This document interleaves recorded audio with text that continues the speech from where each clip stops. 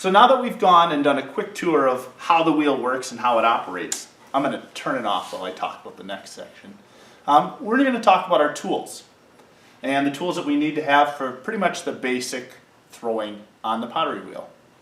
Now, every wheel should have a bucket. Mine is missing right now. Wait, there it is! Like magic. So I have just a very, very simple bucket and a pottery sponge. I'm going to walk over to the tool cabinet right now and get the rest of the tools that I need.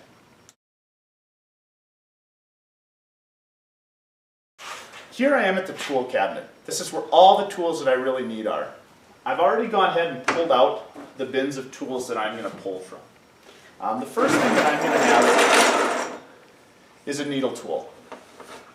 A needle tool is going to allow me to check the bottom thickness, and it's a nice little handy all-in-one tool. I'm going to toss that in my bucket. Sometimes I may or may not have a sponge. If I need a sponge, there's lots more in the sponge bin. And finally, I'm going to grab one of these wooden ribs. These wooden ribs are going to work great for cleaning off the extra clay or even doing a little bit of undercutting as I get farther. We'll talk a little bit more about that. But now, I'm just going to fill it up with water. Now that I have my water, let's go back to the wheel. Now that I'm at my wheel, I'm ready to get started. Now, I have my 1 pound piece of clay. I want to talk about what 1 pound piece of clay looks like versus 1 kilogram. On our scale, they're very, very similar, but let's take a look at what really is a pound versus a kilogram. So, if you look very carefully, this is the pottery scale that's going to be backed by the clay. All the numbers in red are kilograms. All the numbers in black are kind of our standard English measurement. So we have pounds, kilograms.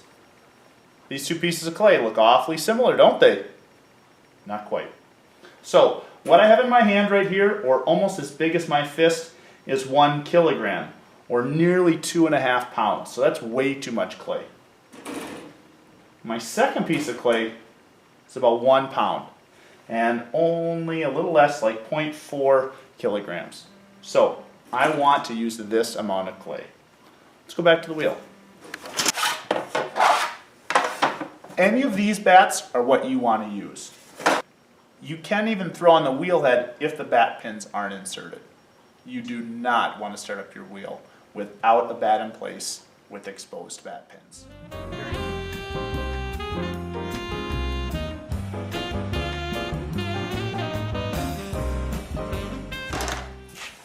So, to get started, we're first going to put our bat back on. And again, we're going to use the 2 holes that are farthest out and set those right on top and feel around until they slide on. Give them a light tap where both of those 3 pins are jutting out on the edge of the bat. So, the first thing I really want to talk about is posture. So you're going to see me from the side and kind of look at where my body is. I see a lot of kids starting like this, sitting back, hunched over, very uncomfortable. First thing I'm going to do is I'm going to take my chair and I'm going to push it all the way up until it hits the back of the wheel.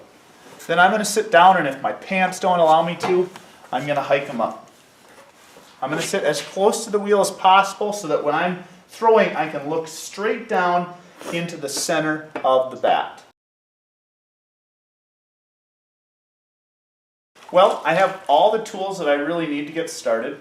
Got my sponge, my wood rib, my needle tool, bucket of water, and my 1 pound of clay.